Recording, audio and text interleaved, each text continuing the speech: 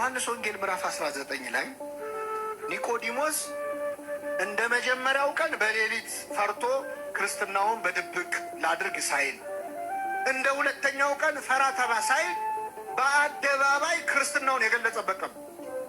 በአደባባይ መቼ ነው ካላችሁ ጌታችን መድኃኒታችን ኢየሱስ ክርስቶስ በመስቀል ላይ ተሰቅሎ በሞተበት ዕለት ዓርብ ዕለት አስታውሱ ከሆነ ዓርብ ዕለት ጌታችን መድኃኒታችን ኢየሱስ ክርስቶስ 9 ሰዓት ላይ ነፍሱን ሰጠ። ልክ እንደ ሞተ አይሁድ ሀሳባቸው ምን እንደሆነ ታውቃላችሁ? መሰቀሉ ሳይበቃ የገሃነም ሸለቆ የሚባል አለ፣ ቆሻሻ መጣያ ቦታ። ስጋው እዛ እንዲጣል ነው የፈለጉት፣ እንዲቀበር አልፈለጉም። ማዋረድ ስለፈለጉ ማለት ነው።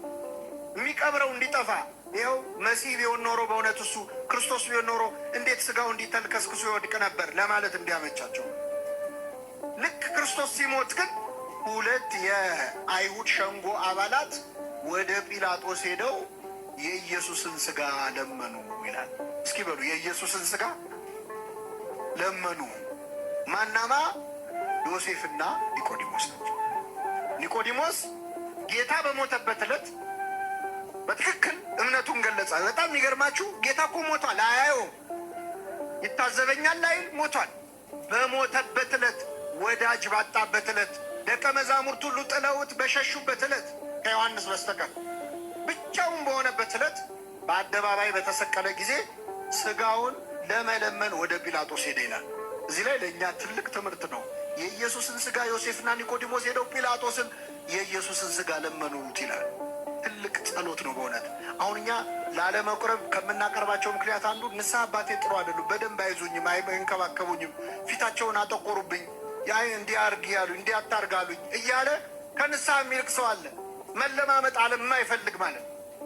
ለክርስቶስ ስጋና ደም አይደለም ካህን ቀርቶ ጲላጦስም ይለመናል። ለመኑት፣ እባክህ የኢየሱስን ስጋ ስጣን አሉት። ጲላጦስ ምን አለመሰላችሁ? ከመቼው ሞተ አለ ይላል። ምን ማለት ነው? መስቀል ላይ ተሰቅሎ በ3 ሰዓት የሞተ ሰው የለም። ምክንያቱም መስቀል ላይ መሰቀል አይገልም እኮ በራሱ። ክርስቶስ እኮ መሰቀሉ አይደለም የገደለው። ከዚያ በፊት 6666 ጊዜ ምን ብሏል? ተገርፏል፣ ደክሟል። በዚህ መስቀል ላይ በቀረችዋ ሰዓት ስቃይ የተቀበለባት ሰዓት ነች። ፍቅሩን የገለጸው የሚገርማችሁ ስለኛ ያን ሁሉ ስቃይ ተቀብሎ ሲቸነክሩት እንኳን አምጥተው ጠጅ ያጠጣሉ ሮማውያን። የሚቸነክሩት ሰው ትንሽ እንደው ቁስሉ እንዳይሰማው ጠጅ አጠጥተው ትንሽ ሰክሮ ደንዝዞ ህመሙ ሳይሰማው እንዲያልፍ ማለት። ክርስቶስ ግን ጠጅ ሲያመጡለት ተፋው ነው የሚለው። ስለኛ የሚቀበለውን መከራ በምንም መቀነስ አልፈለግም።